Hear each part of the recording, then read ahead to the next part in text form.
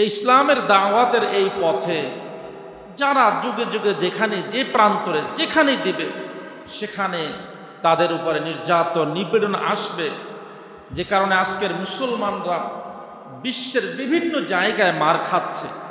আজকের অমুসলিমদের দাবি দাওয়া তাদের মতো যদি মুসলমানরা সব মেনে নিত, সব কাজ করত, তাহলে কিন্তু মুসলমানদের উপরে এই নির্যাতন হতো না। আল্লাহ তাআলার শুকরিয়া আমরা কোন ভাষায় কোন শব্দ দিয়ে আমরা আদায় করব এটি আমাদের আসলে কারোরই জানা নেই। কারণ যে মহামনিব আমাদেরকে এত ভালো রেখেছেন, সম্মানের সাথে ইজ্জতের সাথে আমাদেরকে এই পৃথিবীর বুকে এখনো বাঁচিয়ে রেখেছেন। আমরা খুব ভালোভাবে আছি, যে যেই সমস্যায় যতটুকু আছি এটা আমাদের তুলনায় হাজারো লক্ষ কোটি মানুষ আরও অনেক বেশি সমস্যায় আছেন, তাদের তুলনায় আমরা অনেক ভালো আছি।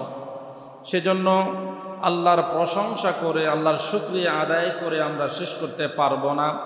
তারপরও প্রতিটি ভালো কাজের পরে আমরা সবাই আবারও বলবো আলহামদুলিল্লাহ।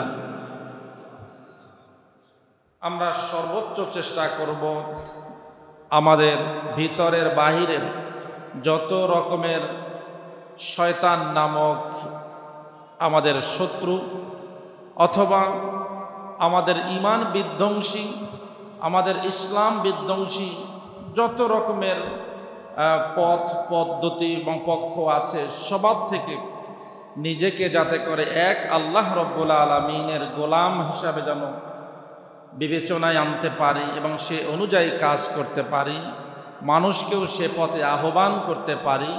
আল্লাহ তাআলা তুমি আমাদের সবাইকে কবুল করো, সবাই বলে আমিন। সম্মানিত ভাই সব, রাসূল আরবি সাল্লাল্লাহু আলাইহি ওয়াসাল্লামের ওহীর আলোকে তিনি 23টি বছর চলেছেন। কোরআন নাজিল হওয়ার পরে রাসূল সাল্লাল্লাহু আলাইহি সাল্লাম 23 বছর পৃথিবীতে বেঁচে ছিলেন। এর প্রথম 13 বছর মক্কায় ছিলেন, পরবর্তী 10 বছর মদিনায় ছিলেন। আজ যিনি পবিত্র সোনার মদিনায় শুয়ে আছেন, আল্লাহ তুমি আমাদের সকলের দরুদগুলো বিশ্বনবী সাল্লাল্লাহু আলাইহি ওয়াসাল্লামের রওজা মোবারকে পৌঁছানোর ব্যবস্থা করে দাও। আল্লাহুম্মা সাল্লি আলা মুহাম্মাদ ওয়া আলা আলি মুহাম্মাদ কামা সাল্লাইতা আলা ইব্রাহিম ওয়া আলা আলি ইব্রাহিম ইন্নাকা হামিদুম মাজিদ। প্রভু হে, তুমি আমাদের সকলের নসিবে রাসূল সাল্লাল্লাহু আলাইহি সাল্লামের সুপারিশ আমাদের লাভ করার তৌফিক দান করো। সম্মানিত ভাই সব, রাসূল সাল্লাল্লাহু আলাইহি সাল্লামের মক্কা জীবনের যেই পেরেশানি দাওয়াতের জন্যে, ইসলামের জন্যে, মানবতার জন্যে, পৃথিবীর মধ্যে দ্বিতীয় কোনো মানুষ পাওয়া যাবে না যে গোটা পৃথিবীর মানুষকে নিয়ে এত ভাবনা যার। পৃথিবীর মধ্যে দ্বিতীয় কোনো মানুষ পাওয়া যাবে না যার দরদ, যার দিলটা মানবতার জন্যে উৎসর্গ, এই রকমের মানুষ যিনি নিজের পাওয়ার জন্যে, নিজের স্বার্থের জন্য কোনো কাজ করেননি, বরং যা করেছেন সব মানুষের জন্যে, গোটা আলমের জন্যে। আল্লাহ তাআলা সেজন্যই বিশ্বনবী সাল্লাল্লাহু আলাইহি ওয়াসাল্লামকে রহমাতুল লিল আলামিন, গোটা আলমের রহমত করে পাঠিয়েছেন। যাকে আল্লাহ গোটা বিশ্বের রহমত করে পাঠাবেন, নিশ্চয়ই তার কোয়ালিটি হতে হবে এত ব্যাপক, এত বিস্তৃত, যার ভিতরে কোনো কনজাস্টেড মাইন্ড থাকবে না, সংকীর্ণ মনা থাকবে না, বরং উজাড় করে দিয়ে সবাইকে ভালোবাসতে পারবেন এমন মানুষকেই তো আল্লাহ তাআলা রহমত করে পাঠাইছেন বা পাঠাইছেন গোটা পৃথিবীবাসীর জন্য। রাসূল সাল্লাল্লাহু আলাইহি সাল্লামের 13 বছরের জিন্দেগি, এটাকে আমরা এই দাওয়াতের এই মাধ্যমে যদি আমরা একটু অ্যানালাইসিস করি, তাহলে দাওয়াতের এই ময়দানে বিশ্বনবী সাল্লাল্লাহু আলাইহি ওয়াসাল্লাম এই 13 বছরের প্রথম 3 বছর গোপনে দাওয়াত দিয়েছেন। কারণ সেই সময় প্রকাশ্যে দাওয়াত দেওয়ার মতো পরিবেশ তখনও মক্কায় শুরু হয় নাই, সৃষ্টি হয় নাই। সেজন্য রাসূল সাল্লাল্লাহু আলাইহি সাল্লাম নিজে এবং একেবারেই কয়েকজন মানুষ যারা প্রথম দিকে ইসলাম কবুল করেছেন তাদেরকে সাথে নিয়ে এই দ্বীনের দাওয়াত মানুষের কাছে পৌঁছিয়েছেন। এটি ছিল প্রথম 3 বছর। এরপরে চতুর্থ এবং পঞ্চম বছর নবুয়তের এই 2 বছর বিশ্বনবী সাল্লাল্লাহু আলাইহি ওয়াসাল্লাম প্রকাশ্যে দাওয়াত দেওয়া শুরু করলেন এবং রাত্রি জাগরণ করে বিশাল একটা সময় আল্লাহর সামনে ধর্ণা দেন। বিশ্বনবী সাল্লাল্লাহু আলাইহি ওয়াসাল্লামকে আল্লাহ বললেন, ইয়া আইয়ুহাল মুযাম্মিলু কুমিল লাইলা ইল্লা ক্বালিলা নিসফাহু আও ইনকুস মিনহু ক্বালিলা। আল্লাহ সুবহানাহু ওয়া তাআলা বিশ্বনবী সাল্লাল্লাহু আলাইহি ওয়াসাল্লামকে লক্ষ্য করে বললেন, ইয়া আইয়ুহাল মুযাম্মিল, হে চাদর আবৃত ব্যক্তি, আপনি উঠুন, পুরা রাত জাগুন, অর্ধেক অথবা তার থেকে কম, নিসফাহু আও ইনকুস মিনহু ক্বালিলা।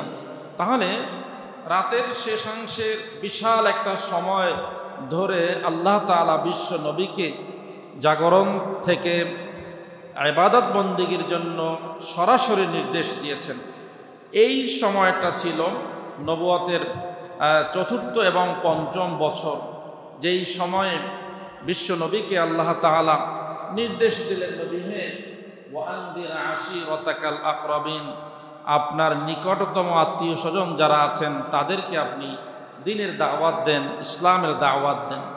আমরা জানি এই দাওয়াতে আল্লাহর হাবিব সাল্লাল্লাহু আলাইহি সাল্লামের স্ত্রী আমাদের আম্মা জান হযরতে খাদিজাতুল কুবরা রাদিয়াল্লাহু তাআলা আনহু ইসলাম গ্রহণ করেছেন এবং রাসূল সাল্লাল্লাহু আলাইহি সাল্লামের নিকটতম আত্মীয় স্বজন যেমন আলী রাদিয়াল্লাহু আনহু, এই রকমের বেশ কয়েকজন খুবই হাতে গোনা যারা ইসলাম কবুল করেছেন।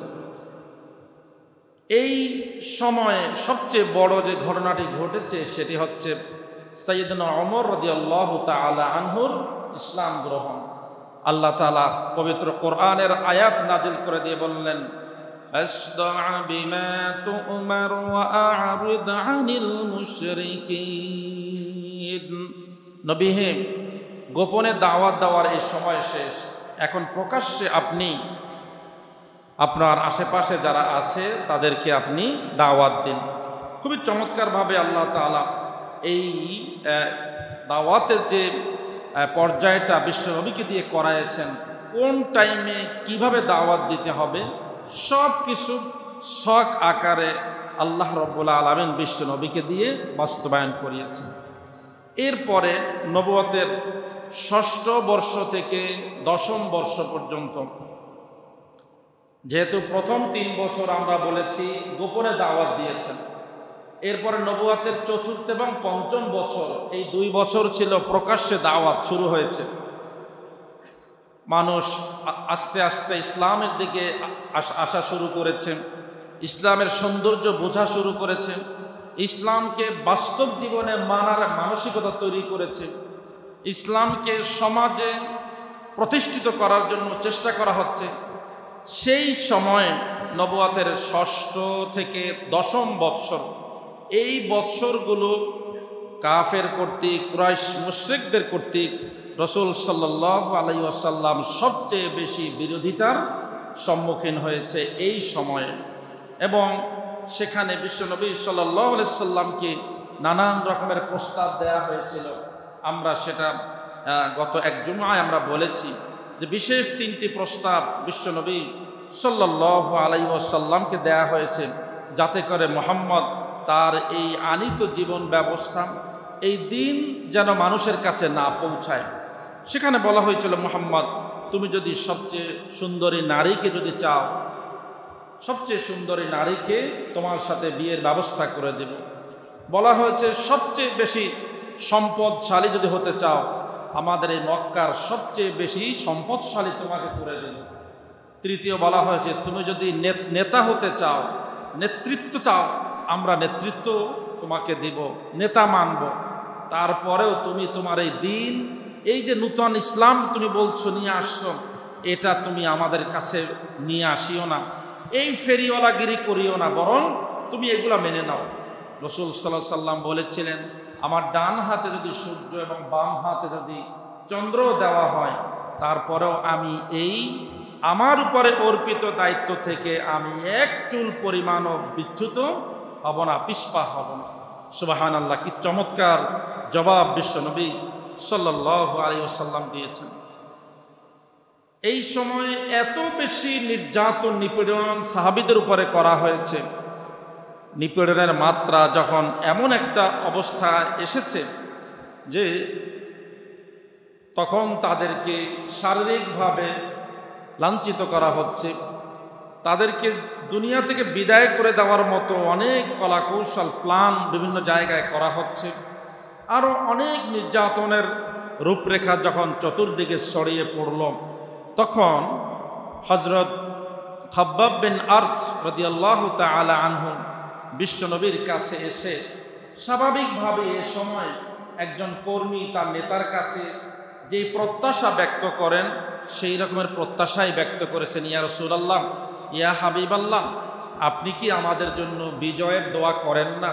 আপনি কি আমাদের জন্য আল্লাহর কাছে ফরিয়াদ করেন না? আপনি যে দিন নিয়ে এসেছেন সেটি কি সত্য নয়? আমরা যে দিন প্রচার করি সেগুলো কি সত্য নয়? এক এক করে প্রশ্ন করেছেন। বিশ্বনবী সাল্লাল্লাহু আলাইহি ওয়াসাল্লাম জবাব দিলেন, তুমি যেই প্রশ্নগুলো করছো সব প্রশ্নের জবাব হচ্ছে সত্য। আমি যেই দিন নিয়ে এসেছি সেই দিন হলো সত্য। আমি আল্লাহ রাব্বুল আলামিনের কাছে তোমাদের জন্য দোয়া করছি, এটাও সত্য। তোমরা যা প্রশ্ন করেছো সব প্রশ্নের জবাব সত্য সত্যই, কিন্তু তোমরা বড় অধৈর্য হয়ে যাও। তোমাদের আগে এই রকমের অসংখ্য কওম ছিল যারা আল্লাহর দাওয়াত দিতে গিয়ে অপোজিশন যারা আছে, ইসলাম যারা মানে না, তাদের কাছ থেকে অনেক বিরুদ্ধার সামিল হয়েছে, সম্মুখীন হয়েছে। এক পর্যায়ে তাদের মাথার উপরে করাত রেখে করাত দ্বিখণ্ডিত, তার মাথা দ্বিখণ্ডিত করে দেয়া হয়েছে, গোটা শরীর দ্বিখণ্ডিত করে দেয়া হয়েছে। তারপরও তারা অধৈর্য হয়ে যায় না, সবর করেছে, সবর ইখতিয়ার করেছেন। যার ফলশ্রুতিতে আল্লাহ রাব্বুল আলামিন তাদেরকে এমন একটা সুন্দর সমাজ দিয়েছিলেন, যেই সমাজে মানুষ নিরিবিলি নিশ্চিন্তায় হাঁটতে পেরেছে, যার যার অধিকার নিয়ে তারা বাঁচতে পেরেছে।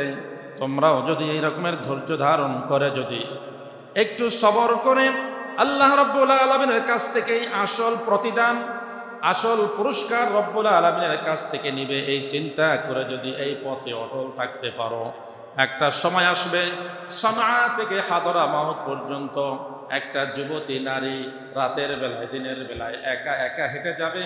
কোনো খারাপ কোনো যুবক তার দিকে বাঁকা নজরে তাকাতে পারবে না। এমন একটা সময় তোমাদের জন্য অপেক্ষা করছে। সুবহানাল্লাহ, কি চমৎকার বুঝ দিয়ে দিলেন মুহাম্মদ সাল্লাল্লাহু আলাইহি ওয়াসাল্লাম। তারপরও দিনের এই পথ থেকে এক মুহূর্তের জন্য বলেন নাই যে তোমরা কি হও, তোমরা অধৈর্য হয়ে যাও, এই কথা কিন্তু বলেন। সম্মানিত ভাই সব, তাহলে এই ইসলামের দাওয়াতের এই পথে যারা যুগে যুগে যেখানে যে প্রান্তরে যেখানেই দিবে, সেখানে তাদের উপরে নির্যাতন নিপীড়ন আসবে। যে কারণে আজকের মুসলমানরা বিশ্বের বিভিন্ন জায়গায় মার খাচ্ছে। আজকের অমুসলিমদের দাবি দাওয়া, তাদের মতো যদি মুসলমানরা সব মেনে নিত, সব কাজ করত, তাহলে কিন্তু মুসলমানদের উপরে এই নির্যাতন হতো না। আবার দুর্ভাগ্য, মুসলমানরা আরেক মুসলমানের পক্ষ থেকে আরেকটা গ্রুপের পক্ষ থেকে মার খাচ্ছে, এটাও বিভিন্ন জায়গায় আমরা দেখতে পাচ্ছি। তাহলে তো কোথাও না কোথাও গলত আছে, প্রবলেম আছে। হয় ইসলাম বুঝতে আন্ডারস্ট্যান্ডিংয়ের ভিতরে গলত আছে, আর না হয় মানার ভিতরে সমস্যা আছে। সেজন্য মুসলমানদের অবশ্যই চিন্তা করা উচিত, আমাদের সবার চিন্তা করা উচিত যে আসল আমার ফাইনাল ডেস্টিনেশনটা কি, আমার চূড়ান্ত লক্ষ্য কি। আমার চূড়ান্ত লক্ষ্য যদি হয় দুনিয়া পাওয়া, আল্লাহর হাবিব বলছেন ফামান কানাত হিজরাতুহু ইলাল্লাহি ওয়া রাসূলিহি ফাহিজরাতুহু ইলাল্লাহি ওয়া রাসূলিহি। যে ব্যক্তির হিজরত হবে আল্লাহ এবং আল্লাহ রসুলের জন্য, আল্লাহ এবং আল্লাহ রসুলের সন্তুষ্টির জন্যই যদি কোনো ব্যক্তি এলাকা ছেড়ে অন্য জায়গায় যেতে বাধ্য হয়, আল্লাহ রসুলের সন্তুষ্ট এবং আল্লাহর সন্তুষ্টি বিশ্বনবী সাল্লাল্লাহু আলাইহি ওয়াসাল্লামের সুপারিশ পাওয়ার নিমিত্তে যেই ব্যক্তি খারাপ কাজ ছেড়ে দিল, হিজরত মানে আর এক অর্থ হচ্ছে ত্যাগ করা, ছেড়ে দেওয়া। আমরা অনেক সময় অনেক খারাপ কাজ আমরা ছাড়তে পারি না, কিন্তু সেটাও আমাদেরকে ছাড়তেই হবে। এভাবে যদি খারাপ কাজ ছেড়ে দেয়, দিনের স্বার্থে দিনের প্রয়োজনে যদি নিজ বাড়ি নিজ এলাকা নিজ দেশ ছেড়ে যদি অন্য দেশে যদি চলে যেতে হয়, সেটা হইল যেতে হবে। তারপরেও দিনের এই পথ, এই মেহনত থেকে, এই দাওয়াত থেকে এক মুহূর্তের জন্য নিজেকে গুটিয়ে রাখা, নিজেকে একটু আড়াল করে রাখা, এটা কোনো ইমানদারের কাজ হতে পারে না। রাসূল সাল্লাল্লাহু আলাইহি সাল্লাম এই পর্যায়ে এসে এই নবুয়তের ষষ্ঠ, সপ্তম, অষ্টম, নবম, দশম এই বছরগুলোতে উল্লেখযোগ্য এমন কিছু কাজ তিনি করেছেন, সাহাবীদেরকে দিয়ে করিয়েছেন, যেটা আজকের বিশ্বের ইতিহাসে অত্যন্ত চিরভাস্বর হয়ে আছে। প্রথমেই বিশ্বনবী সাল্লাল্লাহু আলাইহি ওয়াসাল্লাম এই পর্যায়ে প্রথমবারের মতো তিনি তার কিছু সাহাবীদেরকে আবিসিনিয়ায় তিনি হিজরত করতে বললেন। আবিসিনিয়ায়, হাবশা হিজরত করতে বললেন, যে কারণে নবুয়তের পঞ্চম বর্ষে 11 জন পুরুষ এবং 4 জন নারী, এটা পঞ্চম বর্ষের শেষের দিকে 11 জন পুরুষ এবং 4 জন নারী, টোটাল 15 জন আল্লাহর হাবিব সাল্লাল্লাহু আলাইহি ওয়াসাল্লামের নির্দেশে ওসমান বিন আফফান রাদিয়াল্লাহু তাআলা আনহুর নেতৃত্বে সর্বপ্রথম আবিসিনিয়ায় হিজরত করেন। তাহলে আবিসিনিয়ায় বা হাবশায় হিজরত করে মুসলমানদের সর্বপ্রথম যে দলটি, সেই গ্রুপের নেতৃত্ব দিয়েছিলেন সাইয়্যিদুনা ওসমান ইবনে আফফান রাদিয়াল্লাহু তাআলা আনহু। সংখ্যা ছিল পুরুষ 11, মহিলা 4, টোটাল 15 জন। এরপরে বিশ্বনবী সাল্লাল্লাহু আলাইহি ওয়াসাল্লাম তার আপন চাচাতো ভাই জাফর বিন আবু তালেব রাদিয়াল্লাহু তাআলা আনহুকে নেতৃত্ব দিয়ে, জাফর বিন আবু তালেবের নেতৃত্বে বিশ্বনবী সাল্লাল্লাহু আলাইহি সাল্লাম যে গ্রুপটি আবিসিনিয়ায় পাঠিয়েছিলেন, সেখানে 85 জন পুরুষ এবং 17 জন নারী, 85 জন পুরুষ এবং 17 জন নারী, টোটাল 102 জনের একটা ডেলিগেট দিয়ে একটি গ্রুপ করে, গ্রুপ প্রধান হচ্ছেন সাইয়েদনা জাফর বিন আবি তালেব রাদিয়াল্লাহু তাআলা আনহু। এই সময় কুরাইশরা দেখলো যে 100-র উপরে একটা গ্রুপ নিয়ে আবিসিনিয়ায় গেছে, এর আগে 15 জন একটা গ্রুপ গিয়েছে। এভাবে যেতে থাকলে তাদের মধ্যে একটা মিসআন্ডারস্ট্যান্ডিং তৈরি হবে, কারণ এই লোকগুলো তো কুরাইশদেরই কোনো না কোনো দলের, কোনো না কোনো গোত্রের, কারো না কারো ভাই, ছেলে ইত্যাদি। কুরাইশরা এবারে আব্দুল্লাহ ইবনে রাবিআহ এবং আমর ইবনুল আস রাদিয়াল্লাহু তাআলা আনহু, এই 2 জনকে দূত করে তারা ওই আবিসিনিয়ার হাবশার বাদশাহ নাজ্জাশির কাছে তারা পাঠিয়ে তারা এই 2 জন অনেক ভুলভাল অনেক কিছু বুঝিয়েছে, যে আপনাদের এই রাষ্ট্রে এমন কিছু মানুষ আমাদের এলাকা থেকে এসেছে যারা নূতন একটা ধর্ম নিয়ে আসছে, যারা আপনাদের ধর্মের কথাও মানে না।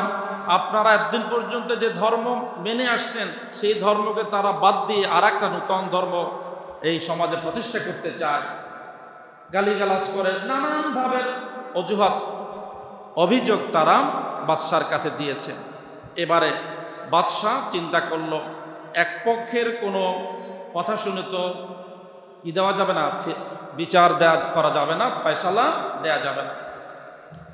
আবিসিনিয়ার বাদশাহ নাজ্জাশী জাফর বিন আবি তালেব রাদিয়াল্লাহু আনহুকে ডাকলেন, বলছেন যে তোমরা যে আসছো তোমাদের গ্রুপের নেতাকে। তখন বললেন যে উনি জাফর বিন আবু তালেব।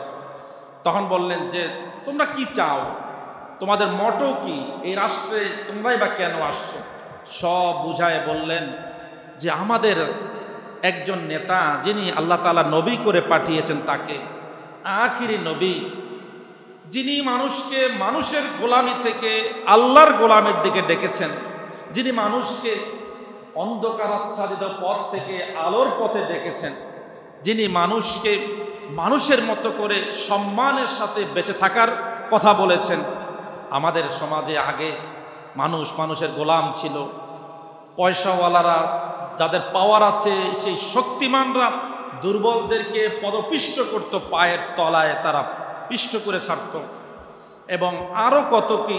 সেখানে আমাদের একটা সময় এমন ছিল যে কন্যা সন্তান জন্মগ্রহণ করলে জীবন্ত প্রথিত করা হতো, কবর দেওয়া হতো, আরও অনেক কথা বলেছেন। তো কি বলছেন তোমাদের নবী? তিনি বলছেন এটা হতে পারে না, বরং এক আল্লাহ সুবহানাহু ওয়া তাআলার গোলামি করতে হবে। কত সুন্দর একটা লম্বা কথা জাফর বিন আবু তালেব বলছেন। জাফর বিন আবু তালেবের কথা শুনে বাদশাহ নাজ্জাশী বললেন, এটাই যদি হয় সত্য তোমাদের নবীর কথা, তাহলে আমি কথা দিচ্ছি তোমরা তোমাদের এলাকায় পাঠানো চলে যাওয়া তো দূরের কথা, তোমরা নিরাপদের সাথে আমার এই এলাকায় থাকবে। সুবহানাল্লাহ, তোমরা কমপ্লিটলি নিরাপদের সাথে আমাদের এই দেশে থাকবা, কেউ তোমাদের দিকে বাঁকা নজরেও তাকাতে পারবে না। এই সাহস কারণেই তোমাদেরকে তো কাফের মুশরিকদের হাতে তুলে দেওয়া তো দূরের কথা, তোমরা এখানে ইজ্জতের সাথে সম্মানের সাথে থাকবা। সুবহানাল্লাহ। ইতিহাস সাক্ষী, এই আবিসিনিয়ার বাদশাহ নাজ্জাশী যখন মারা গেছেন, বিশ্বনবী যখন খবর শুনেছেন, তিনি গায়েবানা জানাজা পড়েছেন। কেন? বিশ্বনবী সাল্লাল্লাহু আলাইহি সাল্লামের কাছে এই খবর ছিল, ভিতরে ভিতরে বাদশাহ নাজ্জাশী ইসলাম গ্রহণ করেছেন বলেই বিশ্বনবী সাহাবীদেরকে নিয়ে গায়েবানা জানাজা পড়েছেন। সুবহানাল্লাহ। সম্মানিত ভাই সব, এখান থেকে একটা জিনিস বোঝা যায়, সেটা হচ্ছে দিন প্রচারের স্বার্থে প্রয়োজনে সাময়িক সময়ের জন্য কেউ যদি তার নিজের যে আইডেন্টিটি, পরিচয়, এটা যদি গোপন রেখে যদি বৃহত্তর পারপাস সার্ভ করে, সেটা হচ্ছে দিনের পারপাস, দেশের পারপাস, তাহলে এটা কোনো গুনাহের কিছু নয়। সেই সময় যদি আবিসিনিয়ার বাদশাহ নাজ্জাশী যদি তার ইসলাম গ্রহণ করেছে এটা যদি প্রকাশ করত, তাহলে সেই এলাকা ছিল খ্রিস্টান অধ্যুষিত এলাকা। খ্রিস্টানরা কোনোদিন এই নাজ্জাশীকে আর পাওয়ারে রাখতো না, রাষ্ট্র ক্ষমতায় রাখতো না। কত বুদ্ধি করে চিন্তা খাটিয়ে তিনি এই তার ইসলাম যে গ্রহণ করেছেন এটাকে গোপন রেখেছেন। তাহলে বোঝা যায় আবিসিনিয়ার সেই বাদশাহ মুসলমানদের জন্য কত বড় নিয়ামক শক্তি হিসাবে ছিলেন। সেখানে তারা ইসলাম প্রচার করেছেন। আলহামদুলিল্লাহ, মুসলমানদের বিশাল একটা গোষ্ঠী সেখানে কিন্তু এই দিন প্রচার যখন করা শুরু করলেন, 1 শতাধিক মানুষ, এর আগে আরও 15 জন গেছে। তাহলে এদের চরিত্র দেখে, কথাবার্তা, লেনদেন, উঠা বসা সব কিছু দেখে সেই এলাকার মানুষের মাঝে একটা দাগ, একটা প্রভাব পড়া শুরু হলো। এটাই স্বাভাবিক। ইসলাম যুগে যুগে যেখানে প্রতিষ্ঠিত হয়েছে, 4টা পদ্ধতিতে ইসলাম প্রতিষ্ঠিত হয়েছে। আমাদের নিজেদের মাঝে এগুলো কোনোটাই এখন নাই। ইসলামের ধারক বাহক যারা যেখানে গিয়েছেন, আপনারা ইতিহাস পড়ে দেখবেন যে এই বণিকেরা, ব্যবসায়ীরা এখানে ব্যবসা করতে এসেছেন। আরব ব্যবসায়ীরা শুধু ব্যবসায়ী করেন না, ব্যবসার সাথে আল্লাহর সাথে আসল ব্যবসাটা করেছেন। সেটা হচ্ছে এই মানুষগুলো, এই এলাকার মানুষগুলোকে দিনের পথে ডাকছেন। আমরা আজকে শুধু ব্যবসায়ী করি, কিন্তু একটা মানুষকে কোনোদিন নামাজের দাওয়াত দেই না। একটা মানুষকে কোনোদিন হালাল হারামের মধ্যে যে পার্থক্য করতে হবে সেটা আমরা কোনোদিন আমরা করি না, বরং নিজের চিন্তা করি, নিজের ধান্দায় ব্যস্ত। অধিকাংশ ব্যবসায়ীর অবস্থাই সেটা, কথা ঠিক কিনা বলেন? কিন্তু আমাদের পূর্বপুরুষেরা, আরব বণিকেরা যারা এসেছিলেন, ব্যবসার করেছেন একটা হালাল এবং একটা সম্মানিত একটা পেশা, যার ভিতর পুরোটাই বারাকা, যদি ব্যবসাটা হালালভাবে করতে পারে, রসুলের কথা। তাহলে সেই ব্যবসার পাশাপাশি ওনারা করেছেন দাওয়াতের কাজ করেছেন, দ্বীনের কাজ করেছেন।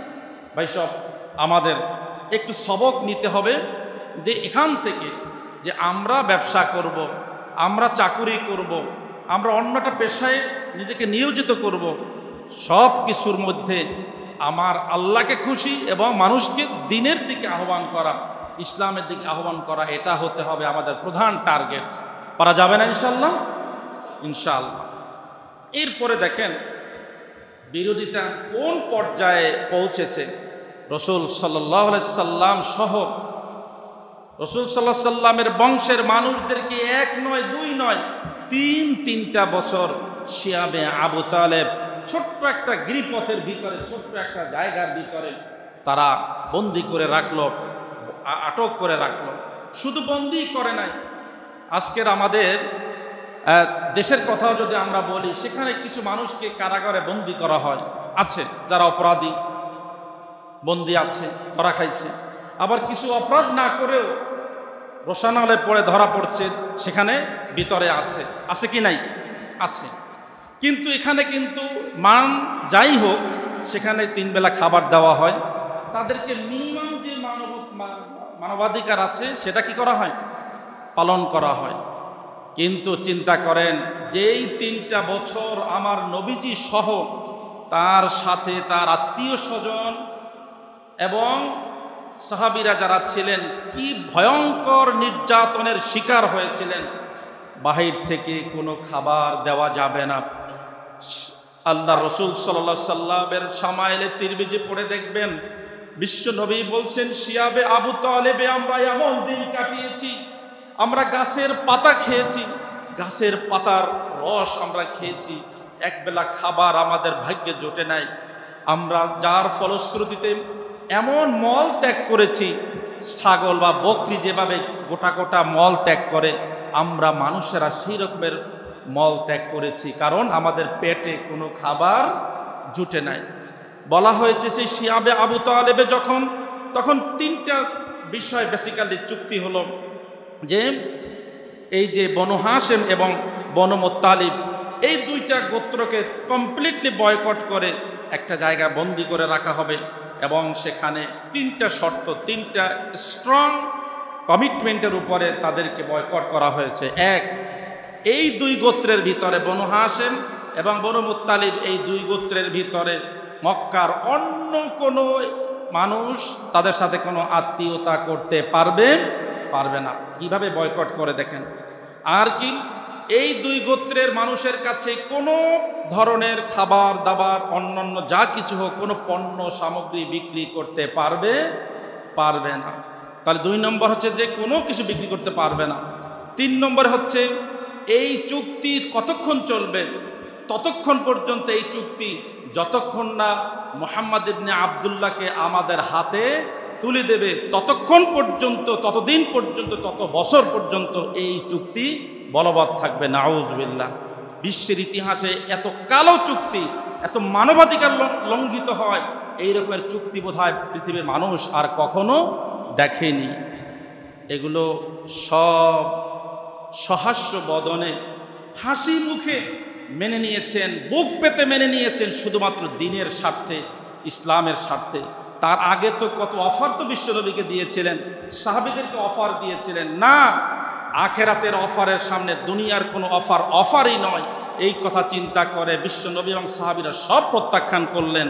প্রয়োজনে বয়কট নয়, দ্বীনের স্বার্থে প্রয়োজনে দুনিয়া থেকে তাদের জীবনের শেষ বিন্দু রক্ত বিলায় দিবেন, তারপরেও দাওয়াতের এই ময়দান থেকে তারা পিছপা হবেন না। এই কঠিন মুহূর্তেও দেখেন, ইসলাম গ্রহণ করে নাই চাচা আবু তালেব, কিন্তু ভিতরে তো ভালোবাসা মুহাম্মদের জন্য আছে, কারণ মুহাম্মদকে কাছ থেকে দেখেছেন আবু তালেব।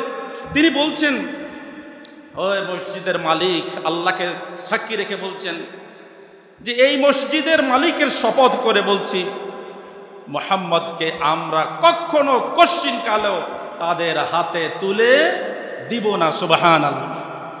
দেখেন বিশ্ব নবীকে এত সাহায্য করেছেন যে চাচা মৃত্যু শয্যায় শায়িত বাতিজা হিসাবে দৌড়ায় গেছে। আর বিশ্বনবীর মনের ভিতরে তো কত আকাঙ্ক্ষা, একটা মানুষ যদি ইসলামে আসে এর থেকে আনন্দ বিশ্বনবীর আর কিছু নাই। চাচার কাছে দৌড়ায় গেছেন, কিন্তু আগেই চাচার কাছে মক্কার নেতৃস্থানীয় মুশরিকরা বসে আছে। আবার বললেন, চাচা আপনি যদি একটু বলেন লা ইলাহা ইল্লাল্লাহ, এই অন্তিম শয়নে থেকেও আমি আল্লাহর কাছে আপনার জন্য দোয়া করবো, আল্লাহ তুমি আমার চাচার গোটা জীবনের গুনাহগুলো মাফ করে দাও।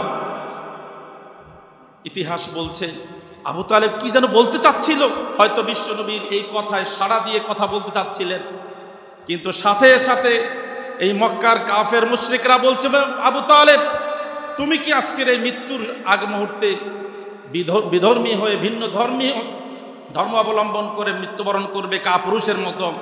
আমরা তোমাকে লিডার হিসাবে জানতাম, তুমি কেমনে আজকের এই লা ইলাহা ইল্লাল্লাহ বলো? এটা তো হতেই পারে না।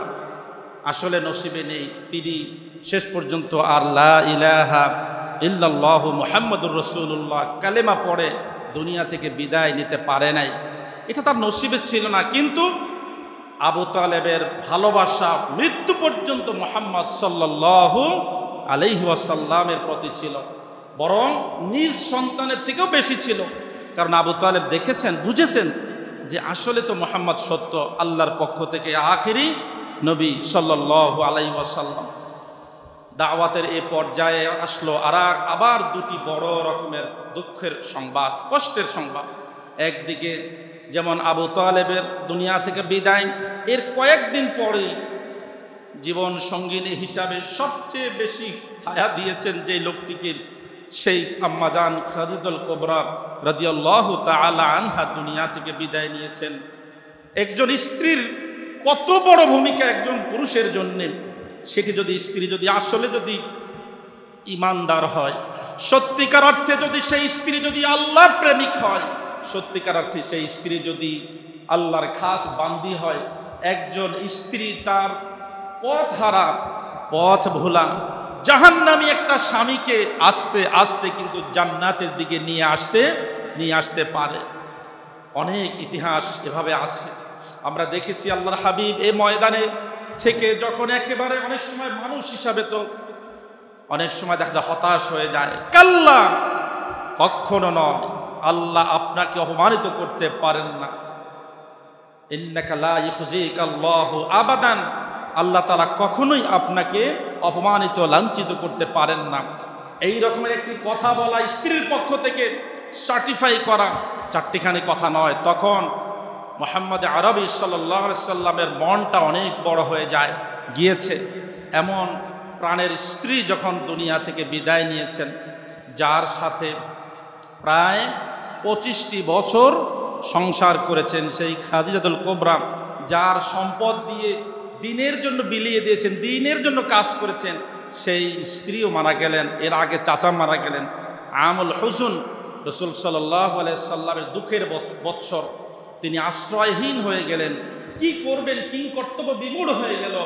আল্লাহ তাআলা নির্দেশ দিলেন, মুহাম্মদ এগুলোর কোনো কারণ নেই, মা ওয়াদ্দাআকা রাব্বুকা ওয়া মা ক্বালা, তোমার রব তোমাকে ছেড়ে যায় নাই, তোমার স্ত্রী ছেড়ে গেছে তোমাকে, তোমার চাচা মারা গেছে, তোমার স্ত্রী দুনিয়া থেকে চলে গেছে, কিন্তু তোমার সেই রব আজও আছে, আগেও ছিল, ভবিষ্যতেও থাকবে। সুবহানাল্লাহ।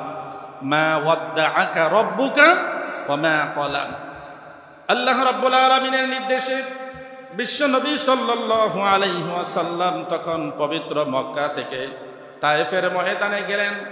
বিশ্বনবী ভাবছেন মক্কার মানুষগুলো নির্যাতন, হয়তো এই নির্যাতন সেই তায়েফে ভোগ করতে হবে না, সেখানে মানুষগুলো ইসলাম গ্রহণ করবে। এই বুক ভরা আশা নিয়ে বিশ্বনবী তায়েফের ময়দানে গেলেন। ইতিহাস সাক্ষী, মক্কার পরে সেই সময়ে তায়েফ ছিল সবচেয়ে বড়, বেশি ফল ফলাদি থেকে শুরু করে সবচেয়ে বেশি ভালো জায়গা অর্থনৈতিকভাবে।